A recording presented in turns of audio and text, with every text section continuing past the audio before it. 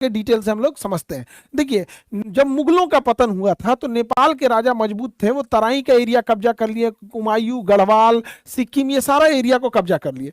लेकिन अंग्रेजों ने जब इस पे आंग्ल और नेपाल युद्ध किया 1814 से 1816 के बीच में, तो नेपाल के गोरखा शासकों को पीछे हटना पड़ा और उनको ये जमीन वापस करनी पड़ी अंग्रेजों के साथ। हमारा तो सत्ता उस समय गिर चुका था, यहाँ पे मराठों की भी हार हो चुकी थी। 1761 के पानीपत के युद्ध के बाद मराठों का पतन प्रारंभ हो गया, इधर मुगल खत्म ही हो गए थे। तो यहाँ से पहले जो सतलज नदी से इनकी सीमा बनती थी, अंग्रेजों ने इसे कह दिया कि भैया ये आपकी काली नदी से सीमा बनेगी यहाँ पर, और यहाँ पर मेची नदी, और यहाँ गंडक नदी, ये बॉर्डर जो बनेगा बिहार के साथ गंडक नदी। तो 3 नदियों को सीमा बना दिया अंग्रेजों ने। अब इन 3 नदियों को समझते हैं। ये सीमा जो बनाई गई थी ये सुगौली में बैठ के बनाई गई थी। सुगौली बिहार के चंपारण में एक जगह है सुगौली, तो सुगौली में ये संधि हुई 1816 की, इसलिए इसे सुगौली की संधि कहते हैं। इसके तहत नेपाल की पश्चिमी सीमा काली नदी, उसके उधर भारत का उत्तराखंड, इधर मेची नदी, इसके इधर सिक्किम, और नीचे ये गंडक नदी। अब इन नदियों से विवाद कैसे है, तो ये विवाद समझती है मेनली गंडक और मेची को लेके, क्योंकि नदियां अपना रास्ता बदल देती हैं।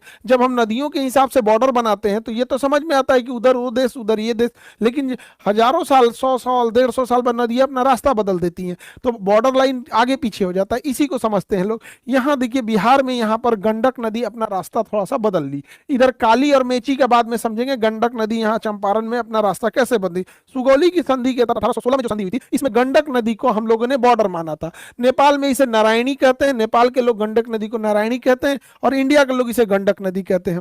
अब हुआ क्या, जब ये 1816 की सुगौली की संधि हुई थी तो एक शहर था सुस्ता नाम का,